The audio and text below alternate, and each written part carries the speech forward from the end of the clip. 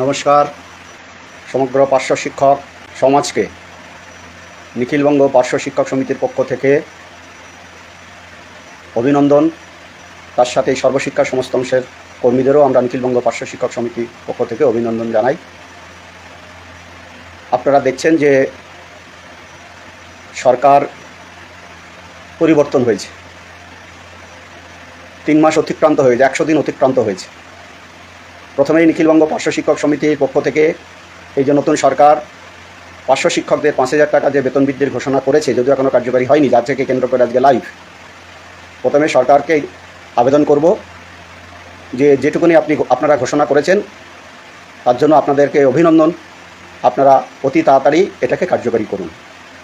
এখন নির্বাচন পরবর্তীতে বিভিন্ন সমস্যাগুলো দেখা দিয়েছে এবং ইদানিং আমাদের পার্শ্ব শিক্ষকদের মধ্যে সাংঘাতিকভাবে একটা বিতর্ক, কদর্য ভাষায় আক্রমণ, গালিগালাজ কিছু কিছু পার্শ্ব শিক্ষকরা করছেন।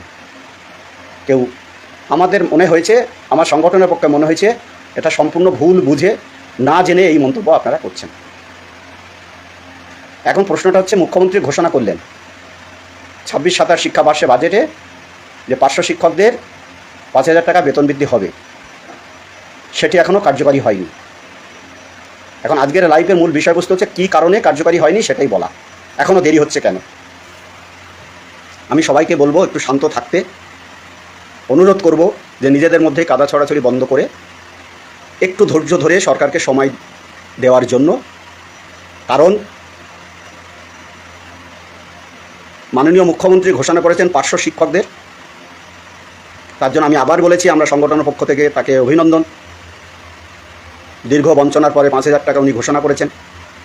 কিন্তু সমস্যাটা যেটা হয়েছে, যেটা না বুঝে ভুল ভ্রান্তি ছড়ানো হচ্ছে একটা অংশে পার্শ্ব শিক্ষকদের মনে, সেটা হচ্ছে আপনারা জানেন যে আমাদের সর্বশিক্ষায় প্রায় এই মুহূর্তে 81 থেকে 82 হাজার কর্মী রয়েছে।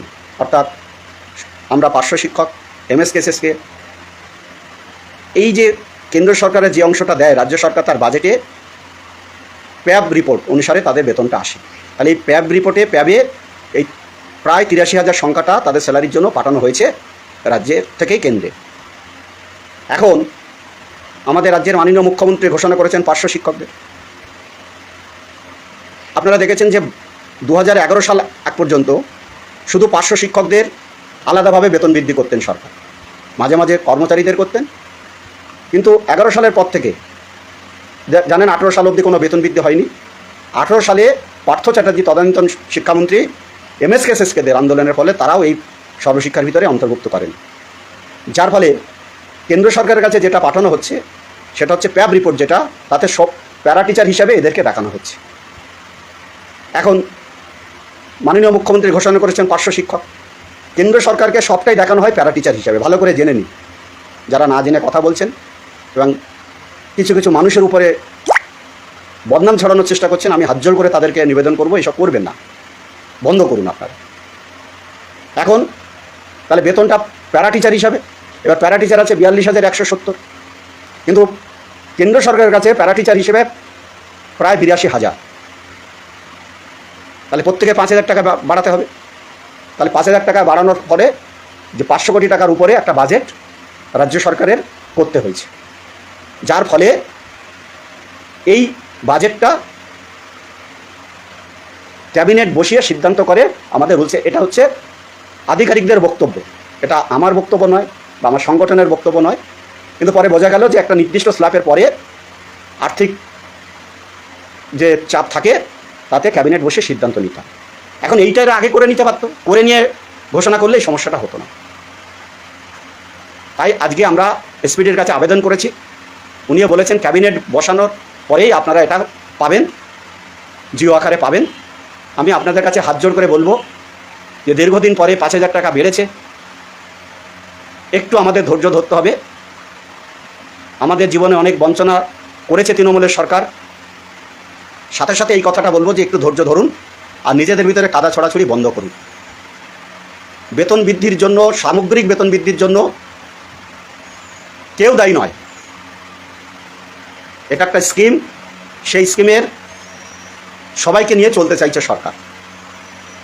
যারা অপপ্রচার করছেন আমি তাদেরকে অনুরোধ করব, আপনারা যদি না জেনে এটা করে থাকেন এটা বন্ধ করুন। আজকের লাইফে কারো দোষারোপ করতে আমি আসিনি, শুধু আমার পার্শ্ব শিক্ষক কর্মীদের বলবো একটু ধৈর্য ধরুন। আজকেও আমরা এসপিডির কাছে গেছিলাম, 2-1 দিনের মধ্যে আমরা মাননীয় মন্ত্রীর সাথেও দেখা করব। আমরা চেষ্টা করছি প্রকৃত যে কতদিন লাগবে ক্যাবিনেটের সিদ্ধান্ত হয়ে সেটা কার্যকরী করতে। আমরা আজকে আপিল করেছি যে তাহলে যদি দেরি হয় অন্তত এরিয়ার করে যেন আসে, এটাও আমরা আজকে আপিল করেছি ওনার কাছে। আমরা চেষ্টা করছি, আমরা কারো বিরুদ্ধে দোষারোপ করছি না, আমরা আমাদের কাজ এটা। এখন এই বেতন বৃদ্ধি ভালো করে ভাবুন, দীর্ঘদিন লড়াই হলো, 32,000 37,000-এর লড়াই, 5,000 টাকা এরা বাড়িয়েছে। এটাতে আমাদের সব সমস্যার সমাধান হবে না এই অগ্নি মূল্যের বাজারে। কারণ 3 মাস আগে 1 লিটার সরষের তেলের দাম ছিল 160 টাকা, এখন সেটা 195 টাকা। 1 কেজি পেঁয়াজের দাম ছিল 25 টাকা, এখন হয়েছে 65 টাকা। 1 কেজি চিনির দাম ছিল 45 টাকা থেকে 50 টাকা, এখন হয়েছে 70 থেকে 75 টাকা। প্রতিটি জিনিসের দাম বেড়েছে। তাহলে এই যে ন্যূনতম যে আমাদের 5,000 টাকা বাড়বে, এটাও যে আমাদের সমস্যা সমাধান হবে তা তো নয়। তাহলে আমাদের এই সমস্যা সমাধান করতে গেলে সরকারের সাথে আলাপ আলোচনা করতে হবে, সবটাই রাস্তা আমাদের খোলা রাখতে হবে। তাহলে এই আলাপ আলোচনাটা কাদা ছড়াছড়ি করে নয়, যে যার মতো করুক, অসুবিধা নেই। পার্শ্ব শিক্ষকের উন্নয়নে যারা কাজ করবেন করুক, অসুবিধা নেই, কিন্তু অন্য পক্ষকে দোষারোপ করে নয়, দোষ দিয়ে নয়। পার্শ্ব শিক্ষক উন্নয়নের সাথে নিখিলবঙ্গ পার্শ্ব শিক্ষক সমিতি কি করেছে কি না করেছে নতুন করে বোঝানোর ব্যাপার নেই। সমন্বয় সমিতি কতটুকুনি উপকার কাজ করেছে নতুন করে বোঝানোর ব্যাপার নেই, সবাই জানে। নতুন সরকার পরিবর্তন হয়েছে, সরকারের সমর্থনে একটা অংশের পার্শ্ব শিক্ষকরা আছেন, আমরা সহযোগিতা করছি, কোনো অসুবিধা নেই। সামগ্রিক উন্নয়ন আমরা চাই। আজকে আমরা যে দাবিগুলো রেখেছি পার্শ্ব শিক্ষকদের উন্নয়নের সাথে, সামগ্রিক শিক্ষার সাথে যুক্ত যারা, যে আমাদের নতুন যে সরকার সংকল্পপত্রে বলেছিলেন সমকাজে সমবেতন, তাহলে তার রেজাল্ট কী হবে, আমাদের ক্ষেত্রে এটা করবেন কি করবেন না। আপনারা দেখেছেন 15 বছর তৃণমূল আমাদের জীবনটা কেড়ে নিয়েছে। তাই আমরা আইনত কথা বলছি, আইনের কথা বলছি বলে যে এটা 65 বছর করা যায় কিনা, কী কী প্রতিবদ্ধকতা আছে সরকারের সাথে আমরা কথা বলবো যে 65 বছর করা যাবে কিনা। শিক্ষামন্ত্রীর সাথে আমরাও এ নিয়ে কথা বলবো যে 65 বছর করা যাবে কিনা, যদি আইনের কোনো জটিলতা না থাকে। কারণ 15 বছর তো শেষ হয়ে গেছে আমাদের জীবনটা। গ্র্যাচুইটিটা যেটা আমরা পাই সেটা 10 লাখ টাকা আমরা দাবি করবো আমাদের সংগঠনের পক্ষ থেকে। এবং এই যে মৃত্যুকালীন অর্থাৎ 60 বছরের আগে মারা গেলে টাকাটা পাচ্ছে না, পূর্বন্তন এসপিডি বলেছিলেন আমরা আইন করে দিয়ে যাব, কিন্তু করেননি। তাহলে এটাও আমাদের দাবি রাখতে হবে। কাজ অনেক, বেতন বৃদ্ধির সাথে সাথে এই কাজগুলো আমাদের করতে হবে। আমরা আস্তে আস্তে চেষ্টা করছি এইগুলো মন্ত্রীর সাথে কথা বলে এর সমস্যা সমাধান কীভাবে করা যায়। কারণ তৃণমূল করবে না, করেনি, নতুন সরকার এসেছে, সময় দিতে হবে একদিকে, আবার আলোচনার রাস্তাটা খোলা রাখতে হবে। কাদা ছড়াছড়ি করে এই সমস্যার সমাধান হবে না।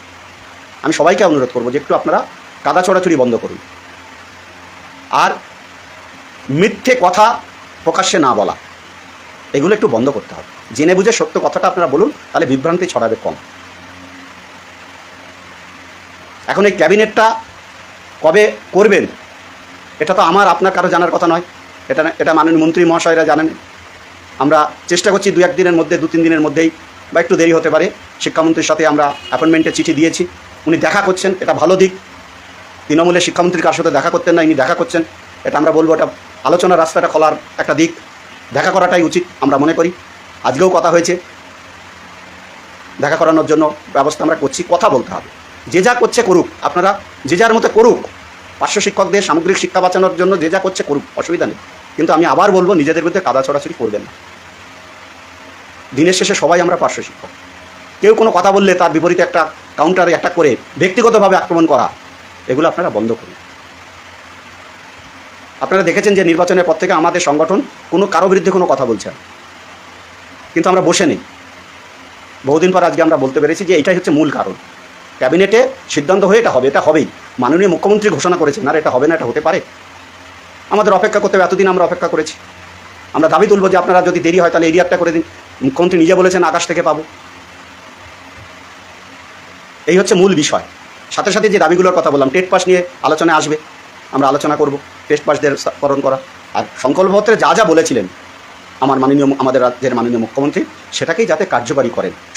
সময় লাগবে, এটা ঠিক, সেটাই আমাদের কাছে আবেদন থাকবে। এর সাথে সাথে আমরা আরেকটা আবেদন আপনাদের করব, পার্শ্ব শিক্ষক, সামগ্রিক পার্শ্ব শিক্ষকের স্বার্থে বিতর্কের ব্যাপার নেই। আপনারা জানেন যে 2017 সালে পার্শ্ব শিক্ষকদের নিযুক্তির দিন থেকে ইপিএফ মামলায় সমন্বয় সমিতি করেছিল। এই মুহূর্তে আমরা কাঁধে কাঁধ দিয়ে একসাথে সবাই মিলে এই মামলাটা সুপ্রিম কোর্টে আমরা লড়াই করতে যাচ্ছি। ইতিমধ্যে আমরা দিল্লিতে গেছিলাম, কথা হয়েছে লয়ারের সাথে। একদম পজিটিভ দিক এই মামলা আমাদের স্বার্থে। কিন্তু মামলা অনেকেই বলবেন যে টাকা তোলার জন্য, আমি কোনো টাকা তোলার পরিকল্পনার কথা আমি বলছি না। আমরা বিচার করার জন্য বলছি যে আজকে যে সাথীরা আমাদের থেকে অবসর নিচ্ছেন, আমরা যারা আছি, আমরা যদি এই মামলাটা নিযুক্তির দিন থেকে পাই ইপিএফ, তাহলে আমাদের পরিবারটা বাঁচবে।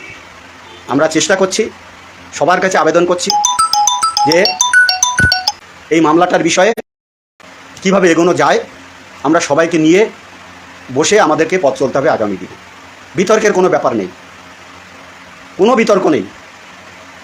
কেউ যদি বলেন আমি দেব না, কেউ যদি বলেন আমি দেব, ঠিক আছে, এর জন্য আলাদা ব্যাঙ্ক অ্যাকাউন্ট আছে।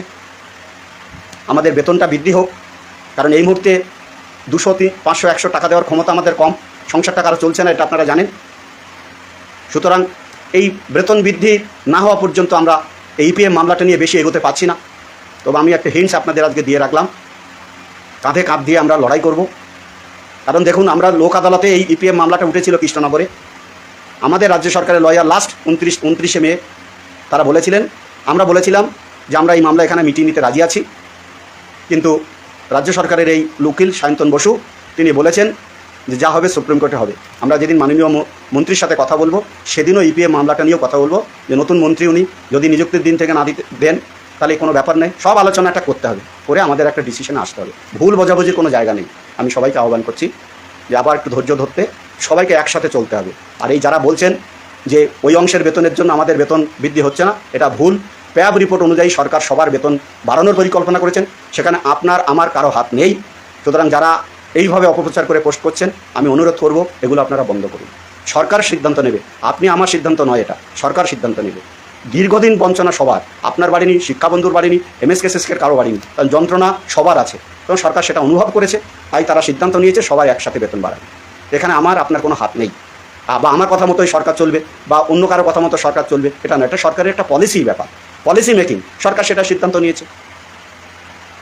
এই হচ্ছে মূল বিষয়। আমি এই কারণে কতগুলো কথা আপনাদেরকে পরিষ্কারভাবে বললাম।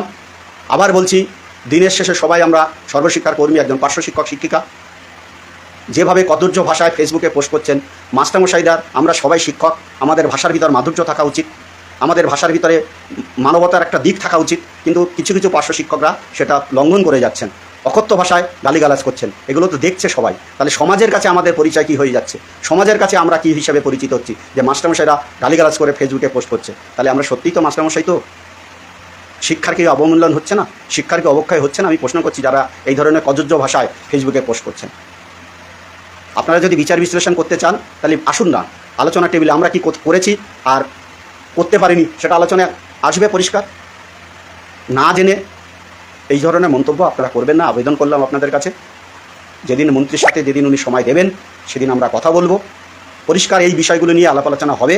1 নম্বর হচ্ছে সংকল্পপত্রে যে সমকাজের সমবেতনের কথা উনি বলেছেন সেটা হবে, বেতন কাঠামো নিয়ে আলোচনা হবে, টেট পাসদের নিয়ে আলোচনা হবে, নিযুক্তির দিন থেকে ইপিএফ এটা নিয়ে আলোচনা হবে, গ্র্যাচুইটিটা 5 লক্ষ থেকে 10 লক্ষ টাকা করা যায় কিনা, কারণ টাকার মূল্যায়ন কমছে, জিনিসপত্রের দাম কমছে। আর এই যে 32,000 37,000 টাকার যে অর্ডার 1/3/2024 সালে করেছিল, সেই অর্ডারটা কার্যকরী করা যায় কিনা, এটাও আমরা আলোচনাটা টেবিলে করবো। একমাত্র রাস্তা হচ্ছে আলোচনা করা মন্ত্রীর সাথে, কারণ পূর্বতন সরকারের মন্ত্রী আলোচনাই করতেন না। তাই আমি সব অংশের মাস্টারমশাইদের, শিক্ষক শিক্ষিকাদের আবেদন করব, একটু শান্ত থাকুন কয়েকটা দিন, অচে করুন, কিন্তু অযথা কাদা ছড়াছড়ি করবেন না।